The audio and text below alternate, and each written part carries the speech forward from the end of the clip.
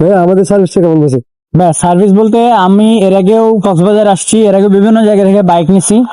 তবে আমার কাছে মনে হলো যারা কক্সবাজার আসবে তারা আশেপাশে ঘোরাফেরা না করে ডিরেক্ট যে কলাতলি পয়েন্ট থেকে জাস্ট আপনাদের সামনেই একদম সার্ভিস পয়েন্ট, এখান থেকে বাইক ভাড়া নিতে পারবে এবং খুব ইজি ওয়ে, আশেপাশে না ঘুরে কারোর কাছে স্ক্যাম না হয়ে শুধু আপনাদের কাছে আসতে পারবে। এবং আপনারা খুব ভালো প্রাইসে আমাদেরকে বাইক দিচ্ছেন এবং আমরাও টাইম মতো চলে আসছি। সবারই উচিত টাইম মতো আসা, এক্সট্রা টাইম গেলে কিন্তু টাকা এক্সট্রা বাড়বে, এটা সব ক্ষেত্রেই আর কি।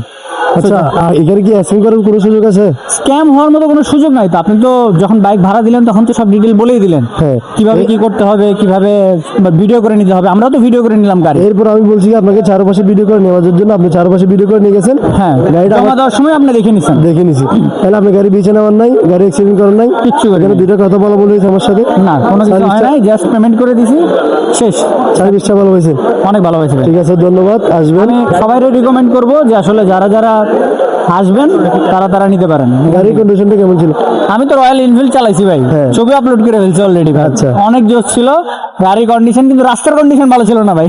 রাস্তা একটু খারাপ, রাস্তা কাজ চলতেছে, কিছু কিছু রমজানের জায়গা মধ্যে ভালো, শেষ হয়ে কিছু যাবে। কিছু খারাপ আর কি। হ্যাঁ, তাহলে গাড়ির কন্ডিশনটা ভালো পাইছে। অনেক জোশ ভাই। তাহলে এটার জন্য আলহামদুলিল্লাহ। যদি আবার আসেন আবার দেখা হবে, ঠিক আবার আছে ভাই? বলতে কালকে তো নিচ্ছে আবার। হ্যাঁ, অবশ্যই। ঠিক আছে ভাই। ঠিক আছে ভাই, okay.